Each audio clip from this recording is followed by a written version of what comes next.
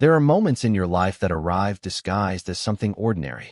They were the camouflage of a Tuesday night, or the quiet hum of a refrigerator, and they slip past your defenses. You don't realize their weight until they are already upon you, pressing down, demanding a choice. They are not loud, these moments. They are not heralded by trumpets. They are often as quiet as a held breath, as subtle as a shift in the way someone looks at you. And once they have passed, you understand that the entire landscape of your world has been redrawn. The paths you thought you knew have vanished, and you are standing at the edge of a new, uncharted territory with no map to guide you. For me, that moment was the soft give of a mattress and two words that hung in the air between us like a suspended cord, waiting for resolution. "We can't do this," I had whispered, and the words felt like a betrayal, a lie even as I spoke them. My voice was a thread of sound in the dim light of my bedroom, barely enough to disturb the dust motes dancing in the single beam of moonlight slicing through the blinds. It was a protest born of pure, unadulterated terror. The terror of having something I had only ever allowed myself to dream of, something so fragile and impossible that to hold it, to even reach for it, felt like an act of profound arrogance. It was the fear of a man dying of thirst in the desert, who finally stumbles upon an oasis and believes it to be a mirage. To drink from it would be to admit a hope he had long since buried, and if it vanished, the subsequent reality would be 1,000 times more barren than before. He didn't answer with words. Julian never did, not when it mattered. His language was one of pressure and release, of proximity and distance. He moved with a kind of restless, kinetic energy, as if his body were simply a container for a current too strong for it to hold. He shifted, and the small space I had tried to create between us on the bed disappeared. His warmth, a familiar and agonizing comfort, seeped back into my side. I could feel the tension in his frame, a tightly coiled spring of unspoken things. Then, with a gentleness that belied the force of the gesture, he pushed me. It wasn't a shove, it was a guide. His hand was flat against my sternum, a firm, undeniable pressure that eased me backward until my shoulders met the mattress and the pillow cradled my head. He followed, looming over me, his form a perfect silhouette against the pale light from the window. The world narrowed to the space he occupied, to the scent of his laundry detergent and the faint, clean smell of his skin. His face was a landscape of shadows and silvered edges. I couldn't read his expression, but I could feel the frantic beat of his heart, or maybe it was my own, echoing through the frame of the bed. He lowered his head until his forehead was inches from mine, and his voice, when it came, was rough, a gravelly sound that seemed scraped from the very depths of his soul. "Then stop me." It wasn't a challenge. It wasn't a command. It was a plea. It was a confession of his own powerlessness, an admission that he had been carried by a tide for so long that he no longer knew how to swim against it. He was giving me the choice, placing the final, terrible responsibility in my hands. Stop me. Build the wall. Close the door. Say the word that would send us back to the safe, torturous shores of our friendship. He was telling me that if this was a mistake, I had to be the one to name it. Because he couldn't. He wouldn't. And in that moment, under the immense, crushing weight of his honesty, I knew that I couldn't either. I had spent years building fortresses around my heart, and he had just handed me the one key that could lock him out for good. And my hand, my treacherous, wanting hand, refused to take it. To understand the weight of that moment, the sheer, seismic gravity of his words, you would have to understand the foundation upon which we were built. You would have to go back to the years of quiet observation, of carefully maintained distances and unspoken rules. Our friendship wasn't a casual thing. It was an architecture, meticulously designed and constructed over time. We had met in college, a cliché of circumstance. I was the quiet art student who preferred the solitude of the campus darkroom to the boisterous energy of a party, and he was the engine at the center of that energy. Julian was studying computer science, but he moved through the world like an athlete, all coiled grace and easy confidence. He was the kind of person who collected friends effortlessly, who smiled and made you feel like you were the only person in the room. We were introduced by a mutual acquaintance in the university library, of all places. I was hunched over a book of Walker Evans photographs, tracing the stark lines of Dust Bowl poverty with my eyes, and Julian was a whirlwind of frantic energy, looking for a textbook he'd forgotten he needed for an exam the next day. He was loud, apologetic, and utterly charming. He had a constellation of freckles across his nose that seemed to rearrange themselves when he grinned. I remember thinking he was like a burst of sunlight in the hallowed, dusty silence of the library stacks. We were polar opposites. I was shadow, he was light. I was stillness, he was motion. And yet, something clicked. He seemed fascinated by my quiet, by the way I watched the world instead of participating in it. And I was, from the very first moment, completely and irrevocably captivated by him. My affection for him was a secret I kept like a photograph in a light-sealed box, too precious and too vulnerable to expose to the world. It was a low, constant hum beneath the surface of my life, a baseline frequency that colored everything. I became a student of him. I learned the cadence of his moods, the way his shoulders slumped after a grueling week of coding, the specific pitch of his laugh when he found something genuinely funny, a rare and beautiful sound distinct from his more social, polite laughter. I watched him fall in love with Chloe, a bright, kind girl from his political science class, and I watched him build a life with her, a life that existed in a parallel universe to the one I inhabited. I was the best friend, the confidant, the stable, reliable presence on the periphery. My camera became my shield and my confessional. Through its lens, I could stare at him unabashedly. I could capture the way the afternoon light caught the gold flecks in his brown eyes, the unconscious grace of his hands as he gestured, the exhaustion etched around his mouth when he thought no one was looking. I have hundreds of photos of him. Most of them he's never seen. They are filed away, digital ghosts in a folder on a hard drive, a secret museum dedicated to a love that was meant to be admired from a distance. To me, he was not just a person. He was a composition of light and shadow, a subject of infinite complexity. And I, the photographer, was content to simply document, to observe, to never interfere with the scene, to risk our friendship, this easy, comfortable structure we had built, for the selfish, impossible hope of something more, was a form of vandalism I could never imagine committing. After graduation, we decided to get an apartment together. It made practical sense. Chloe was moving to another city for graduate school, and their relationship was shifting to the uncertain terrain of long distance. Julian hated the idea of living alone, and I was looking for a place with good natural light for my burgeoning freelance photography business. Our apartment became our sanctuary. It was a third-floor walk-up with old hardwood floors that groaned and walls that were probably too thin. We fell into a rhythm of domesticity that was both comforting and, for me, a source of quiet, constant pain. We shared groceries, argued about whose turn it was to take out the trash, and established our territories. His was the living room, a space often cluttered with discarded tech magazines, a stray sweatshirt, and the faint, lingering scent of his cologne. Mine was my bedroom, which doubled as my office and editing suite, a space of controlled quiet, smelling of developing chemicals and old books. The kitchen was our neutral ground, the Switzerland of our shared lives. It was there, over coffee in the morning or takeout at night, that we connected.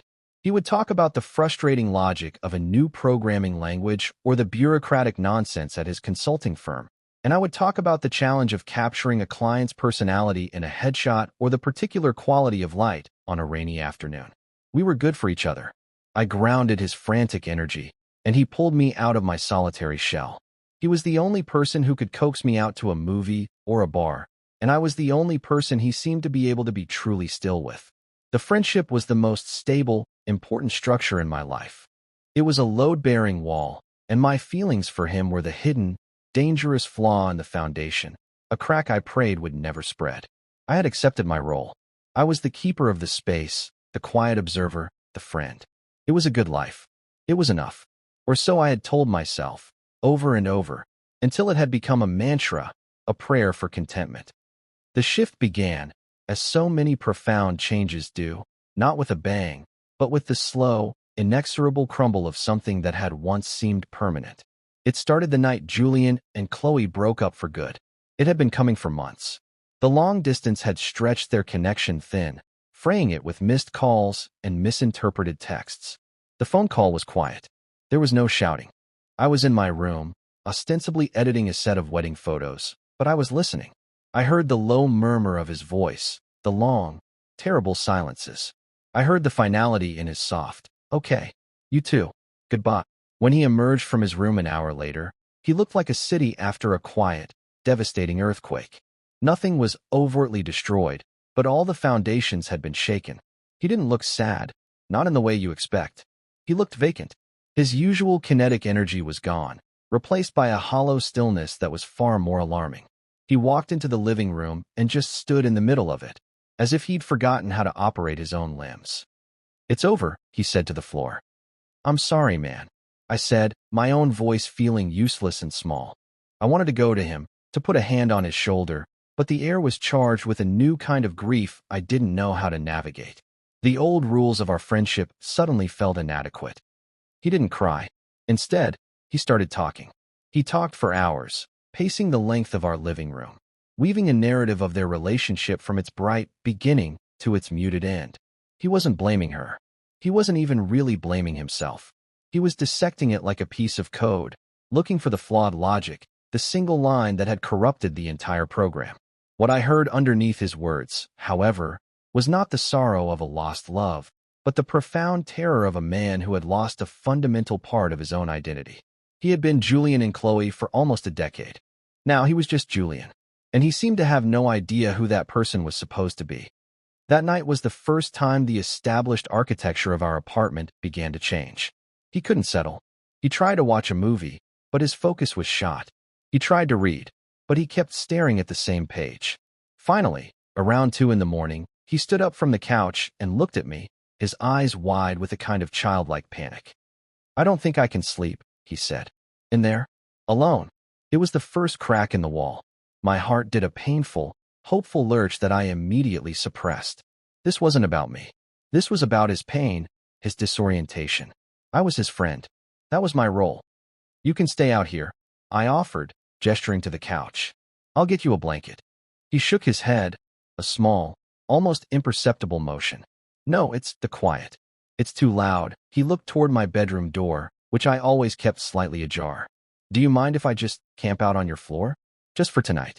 It's stupid, I know. It wasn't stupid. It was a raw, undisguised plea for proximity, for the simple comfort of another human's presence. To deny him would have been an act of cruelty. To accept was to step into a dangerous new territory. "My floor is a mess," I said, my voice steady despite the tremor in my hands. "The bed's big enough. Just take the side by the wall." My offer hung in the air, a bridge I had just extended over a deep and treacherous canyon. He looked at me, and for a fleeting second, I saw a flicker of something other than grief in his eyes. Relief. A profound, bone-deep relief. He nodded, not trusting himself to speak. And so, for the first time in all the years I had known him, Julian walked into my room not as a visitor, but as someone seeking sanctuary. He crawled into the bed, keeping a careful, respectful distance, and turned his back to me. I lay there for what felt like hours, rigid, every nerve ending a light. I could hear him breathing, a slow, unsteady rhythm that eventually evened out as sleep finally claimed him. I did not sleep at all. I lay awake in the dark, the keeper of this new, fragile silence, terrified of what I had just allowed to begin. That night was the genesis of the ritual. It did not become a nightly occurrence immediately. It was a gradual erosion of boundaries, a slow tide creeping up a beach. For a week, he slept on the couch, a huddled shape under a blanket, a physical manifestation of his own displacement. Then, one night, I woke to the sound of my door creaking open. He was standing in the doorway, a pale silhouette in the ambient city light filtering through my window. He didn't say anything. He just stood there, waiting. It was a question asked in silence. I shifted over, pulling back the comforter on the empty side of the bed. It was my silent answer. He slipped in without a word, and we lay there, back to back, two separate islands in the same sea of mattress, the space between us charged with unspoken rules. This became the new pattern. There was always a pretext, a plausible deniability that we both tacitly agreed to uphold. It was a cold night. He had a nightmare. He'd worked a 14-hour day and was too tired to make it to his own room. The excuses became thinner, more transparent over time, until they were barely there at all, a gossamer veil over the truth. He just didn't want to be alone, and I was incapable of telling him no. My bedroom, once my private sanctuary, my darkroom of the soul, transformed into a shared space. It was a laboratory in which I was the sole, obsessed scientist, and the subject of my study was the subtle physics of our proximity. I learned to measure the passing of the night by the shifting weight of his body. At first, he was meticulously still, as if afraid to trespass on my side of the bed. He would lie rigidly on his edge, a statue of feigned sleep. But as the weeks bled into a month, and then two, the stillness began to thaw. Sleep would soften his defenses, and he would migrate. It started with a hand, his fingers brushing against my back as he turned. I would freeze, my entire body a listening device, trying to decipher the intent behind the touch. Was it accidental? A simple, unconscious movement in a dream? Or was it a test? A question? Then, one night, I woke up to find his arm draped over my waist. It was heavy, warm, and unequivocally real. My heart hammered against my ribs, a frantic drumbeat in the quiet room. I lay there, pinned by the gentle weight of his limb, breathing in the scent of his skin. It was agony and ecstasy, a perfect, exquisite torture. I felt like a fraud, stealing this intimacy under the guise of platonic comfort. I was a thief in my own bed. The ritual evolved. The back-to-back arrangement slowly dissolved. He started turning toward me in his sleep, his face buried in the space between my shoulder blades, his breath a warm puff against my neck. Each new level of intimacy was a line crossed in pencil, a boundary that could, in theory, be erased in the harsh light of morning. We never spoke of it. The daylight brought with it a collective amnesia. We would make coffee, talk about our plans for the day, and studiously ignore the fact that we had spent 8 hours tangled together like vines. His bedroom door remained permanently closed, his bed perpetually made, a museum piece from a life he no longer seemed to live. I became an expert in the geography of his sleep. I knew the way his brow would furrow just before a bad dream, the soft, murmuring sounds he would make. Sometimes I would feel him shudder, and my hand would move on its own accord, a traitor to my cautious mind, and rest on his back, rubbing slow, soothing circles until the tension left his body. He would sigh, a sound of pure contentment, and press closer. In these stolen moments of the night, in the profound and absolute darkness, it was easy to believe this was real. It was easy to pretend that this was not a temporary arrangement born of his grief, but a silent acknowledgement of something deeper, something that had been there all along. But the daylight was cruel. In the morning, he would pull away, creating that careful foot of distance between us before he was fully awake, as if some internal alarm was reminding him of the rules. He would thank me, a quick, mumbled, "Thanks, Leo." That was both an expression of gratitude and a reassertion of our platonic bond. And I would say, "No problem," my voice a masterpiece of casual indifference, while inside, my heart felt like it was being quietly torn in two. This duality was exhausting. I was living two lives, the nighttime confidant, the keeper of his body and his fears, and the daytime friend, the roommate, the observer. I felt like I was developing a photograph in my mind, watching an image of us slowly emerge from the chemical bath of our shared nights. But I was terrified that when the lights came on, the image would be overexposed, distorted, or worse, completely blank. The anxiety was a constant companion. I would analyze every gesture, every touch, every sigh. When his fingers brushed mine as we both reached for the coffee pot, was it an accident? When he held my gaze for a second too long across the dinner table, what was he thinking? I was drowning in a sea of ambiguous signals, and the hope, that treacherous, resilient hope, was beginning to grow. It was a weed in the carefully tended garden of my self-preservation, and it was choking out all reason. I knew this couldn't last. This liminal space we inhabited, this halfway house between friendship and something more, was inherently unstable. It was a structure built on a fault line. Sooner or later, the ground was going to shake, and it was all going to come crashing down. I just prayed I would be far enough away to survive the collapse. The tension reached its apex on a Tuesday night in late autumn. Rain lashed against the windows, a frantic, percussive rhythm that mirrored the anxiety in my chest. Julian had come home late, soaked to the bone and radiating a palpable aura of stress. A big project at work had hit a critical snag, and he had been putting in 16-hour days for 2 weeks straight. He was frayed at the edges, his usual energy burned down to a low, exhausted flicker. He skipped dinner, mumbled something about a shower, and disappeared into the bathroom. When he emerged, he was wearing a pair of soft gray sweatpants and an old t-shirt, his hair damp and curling at the ends. He didn't even feign heading toward his own room. He walked straight into mine, his shoulders slumped in defeat, and crawled into the bed before I had even finished setting up my laptop to work. He curled into a tight ball on his side, his back to me.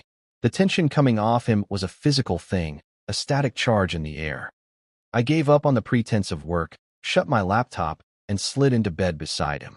The silence was different tonight. It wasn't the comfortable, sleepy silence we had grown accustomed to.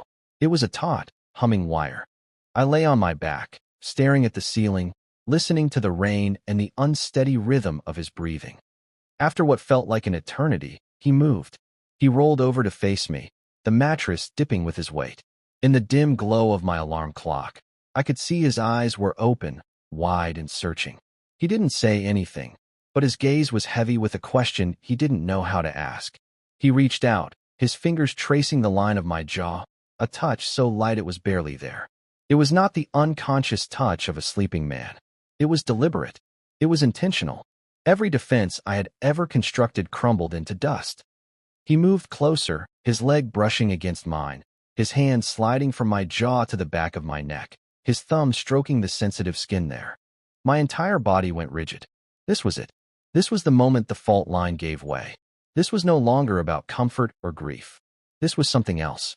This was a choice. And I, in my terror and my desperate, bottomless wanting, felt the need to slam on the brakes, to rewind, to go back to the safety of the unspoken. "We can't do this," I whispered, and the words were a flimsy shield against a hurricane. I was saying it to him, but I was also saying it to myself. "We can't do this, Leo, you'll break. This isn't real. You're the friend, the safe harbor, not the destination." I tried to pull back, to put a breath of space between us, to reestablish the boundary he was so determined to erase. That was when he pushed me. His hand left my neck and came to my chest, a firm, grounding pressure. He eased me back down onto the mattress, his body caging mine, his face a storm of emotions I couldn't decipher in the dark. Fear, desperation, and a raw, aching vulnerability that mirrored my own. And then he spoke the words that shattered the last of my resistance. The words that took all my carefully constructed rules and theories and burned them to the ground. "Then stop me." It was a surrender. He was laying down his arms, admitting he was lost, and asking me to draw the map. In that single, breathtaking moment, I understood. He wasn't the unknowing initiator. He was just as terrified as I was. He had been living in the same ambiguous, torturous space, just as unsure of the rules, just as afraid of the consequences.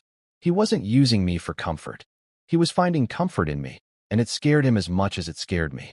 My role was not to observe anymore. It was to act, to choose.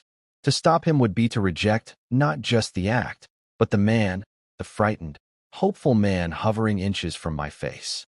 It would be to confirm his deepest fear, that this connection, this current that flowed between us in the dark, was a figment of his imagination. I didn't stop him. I couldn't. My body, which had been a statue of tension, softened beneath him.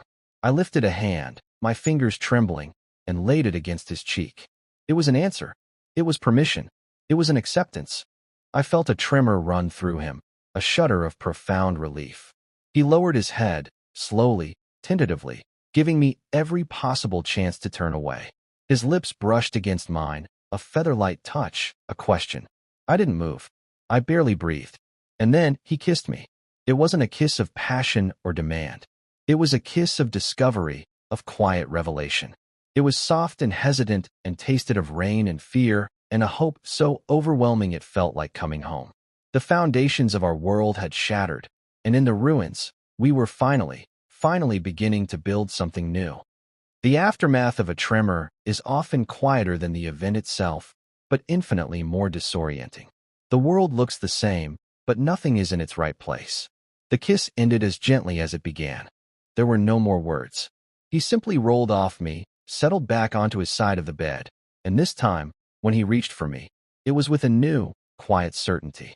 He took my hand, lacing his fingers through mine, and held on.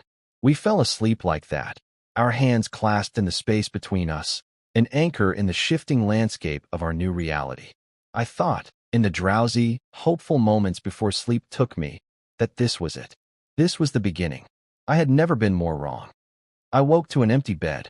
The space beside me was cold, the sheets rumpled in a way that proved he had been there, that it hadn't been a dream. For a moment, panic seized me, a cold, metallic taste in my mouth. Then I saw it. A piece of paper, torn from a legal pad, sitting on his pillow.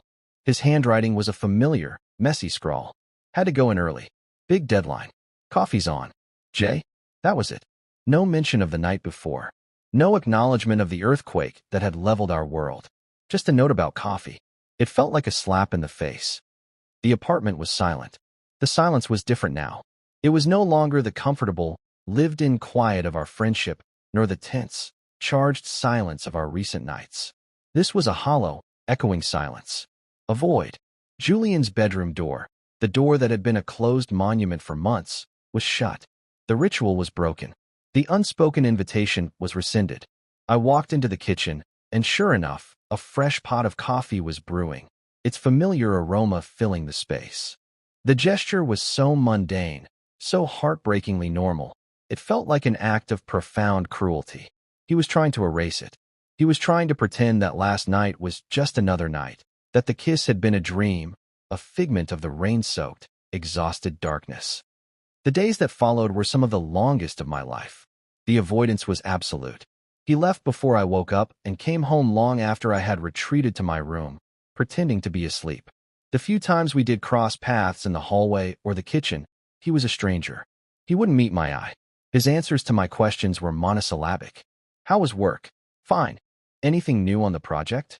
No. The vibrant, kinetic energy that was so fundamentally Julian was gone, replaced by a skittish, hunted look. The open, easy architecture of our home had been replaced by a labyrinth of invisible walls. I felt like a ghost, haunting a place that was once my sanctuary. The hope that had bloomed so violently in my chest withered and died. It left behind a cold, heavy ache. I had been a fool. I had misinterpreted everything. His desperation, his plea. I had painted it with the colors of my own desire. He hadn't been asking for me. He had been lost, and I was just the nearest port in a storm. The kiss had been a mistake, a moment of weakness, and now he was consumed with regret. The shame was a physical weight. I had taken his grief and his vulnerability and twisted it into something for myself. I had crossed a line he never intended to be crossed, and in doing so, I had shattered the most important relationship in my life. The silence was my punishment, a constant, roaring reminder of my transgression. I tried to retreat back into my old role, the observer. I spent hours in my darkroom, the scent of chemicals a sharp, acrid comfort. I focused on my work, losing myself in the technical precision of aperture and shutter speed. I tried to rebuild the fortresses around my heart, but it was no use. The walls were rubble. He had seen inside. He had been inside. There was no going back to the way things were. The ambiguous tension had been agonizing, but this silent, sterile distance was 1,000 times worse. The not knowing had been replaced by a terrible, crushing certainty that I had ruined everything. After a week of this Cold War, something inside me snapped. I couldn't live in this mausoleum we had created. I couldn't survive in the vacuum of his silence. The pain had curdled into a quiet, desperate anger. An anger at him for his cowardice, but mostly, an anger at myself for letting the silence fester. I had spent my whole life observing, documenting, staying on the safe side of the lens. But our friendship, our whatever this was, deserved more than that. It deserved the dignity of a conversation. It deserved an ending. If that's what it was to be, that wasn't just a slow, silent suffocation. I waited for him. I sat in the darkened living room, the city lights painting patterns on the floor, and I waited. He came in just after midnight, moving like a shadow, clearly hoping I would be asleep. He stopped dead when he saw me sitting on the couch. In the dim light, I saw the familiar, hunted look in his eyes. He looked trapped. "Leo," he said, his voice barely a whisper. "I thought you'd be asleep." "We need to talk, Julian," I said. My own voice was surprisingly steady, calm. It was the detached voice of the photographer, the observer, but this time I was stepping into the frame. He flinched, running a hand through his already messy hair. It's late. I'm tired. Can we do this tomorrow? It was the same excuse, the same avoidance. No, I said, standing up. We can't. Because tomorrow you'll be gone before I'm awake, and the day after that, and the day after that. We're going to do this now. He deflated, all the fight going out of him. He slumped into the armchair opposite the couch and stared at his hands. He looked like a man awaiting a verdict. I didn't shout. I didn't accuse. I just started asking questions. What are you so afraid of, Julian? He shook his head, refusing to look at me. I don't know what you're talking about. Don't you? I took a step closer. The last week. The silence. The running. You can't pretend it's not happening. I can't. What happened last Tuesday, it happened. And you can't just delete it like a bad line of code. His head snapped up at that, his eyes flashing with something. Anger, frustration, pain. You don't think I know that? You think this is easy. I don't know what to think. The dam of my own composure began to crack. Because you won't talk to me.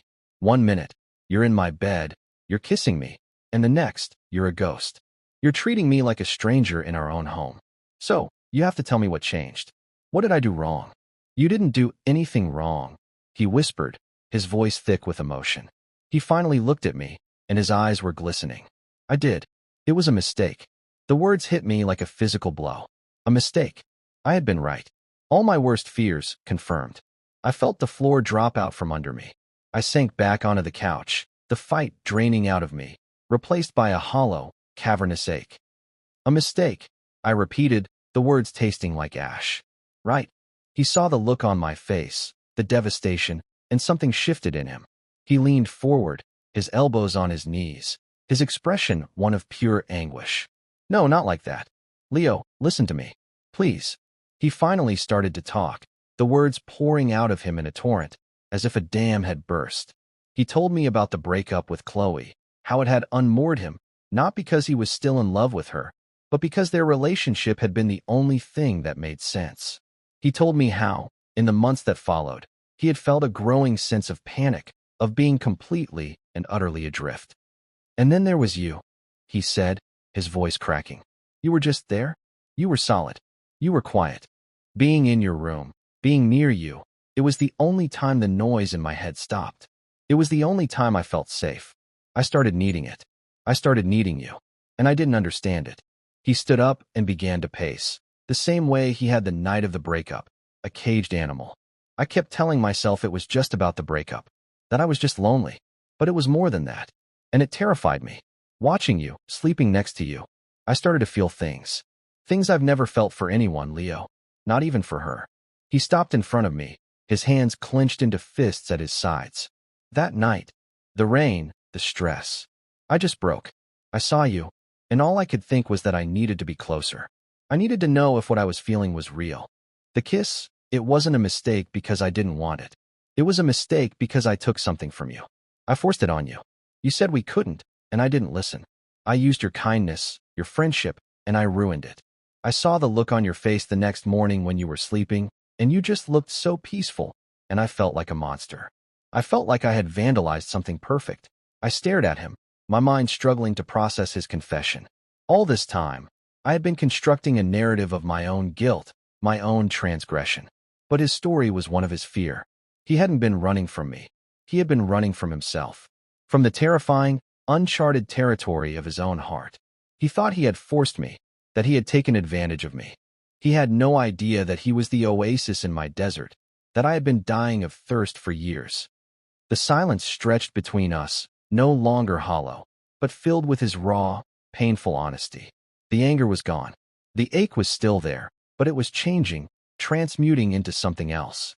Something fragile and luminous. Hope.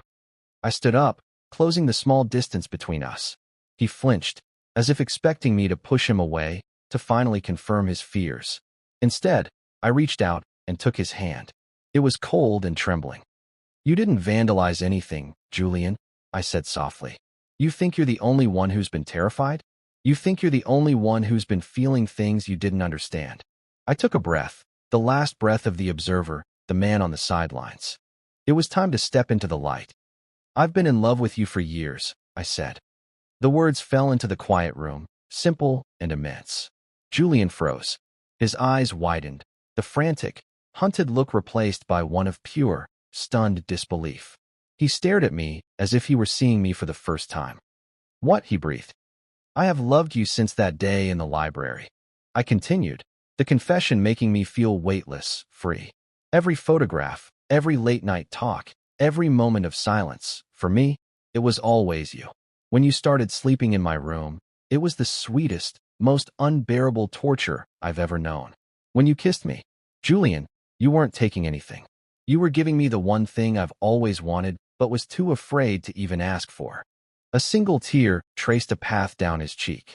He didn't wipe it away. He just kept staring at me, his expression a mixture of shock, relief, and a dawning wonder that stole my breath. "All this time," he whispered. "You felt that way all this time?" I nodded, a lump forming in my throat. "All this time." He let out a choked, half laugh, half sob. He shook his head, a look of profound, cosmic irony on his face.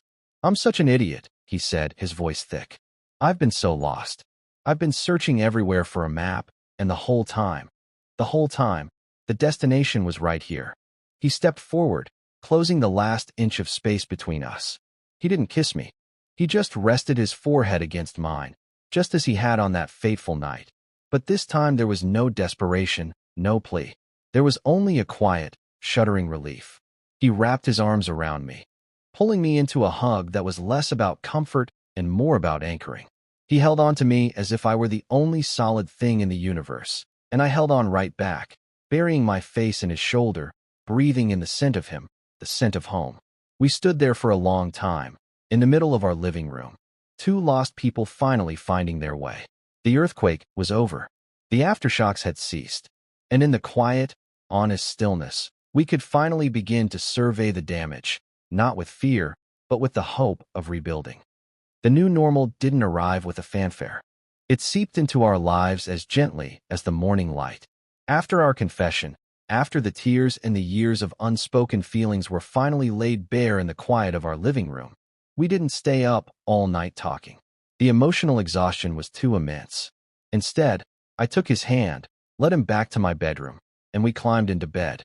This time, there were no pretexts, no invisible lines, no feigned sleep. He turned to me, wrapped an arm around my waist, and pulled me flush against his chest.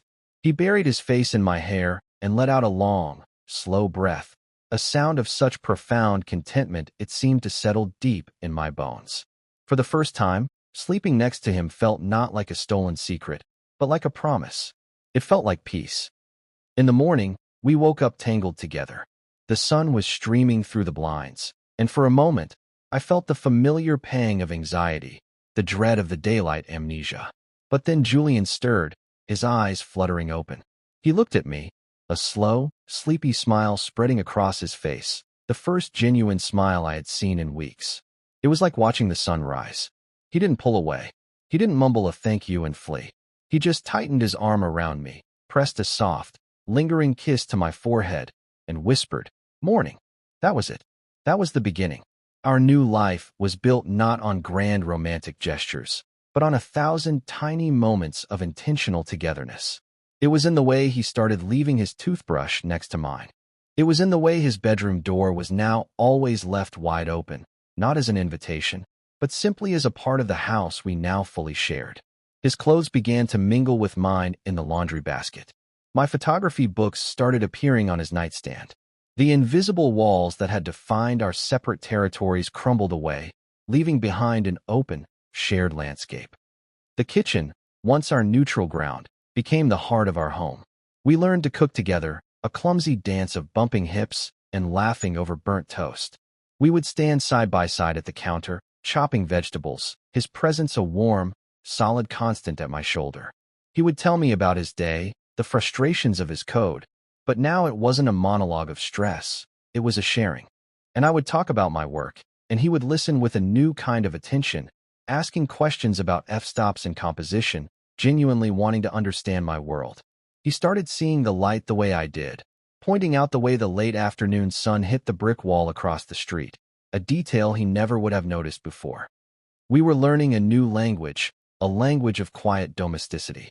It was in the simple act of him bringing me a cup of coffee in my darkroom, being careful not to open the door too wide. It was in me saving him the last of the ice cream, a small, silly gesture that felt momentous. We were healing.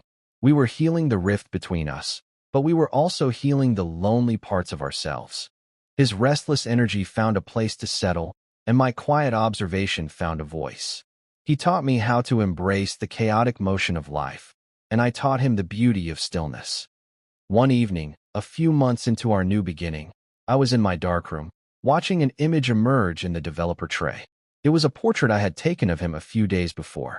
He was sitting on the fire escape, laughing, the sun catching the freckles on his nose. He looked happy. He looked free. The door creaked open, just enough for him to slip inside, plunging the room back into its safe, red-lit darkness. I felt his arms wrap around me from behind, his chin resting on my shoulder.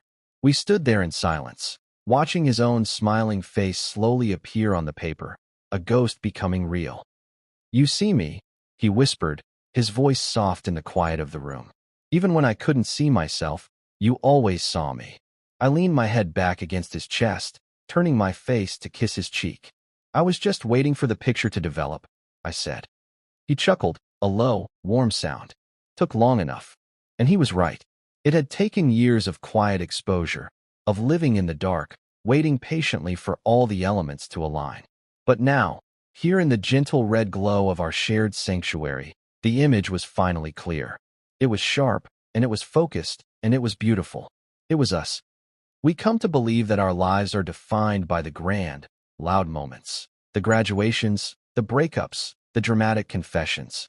But perhaps the true architecture of a life, the thing that gives it shape and meaning, is built in the silence between those moments. It's built in the quiet decision to leave a door open, in the shared breath held in a dark room, in the simple, terrifying act of reaching for another person's hand.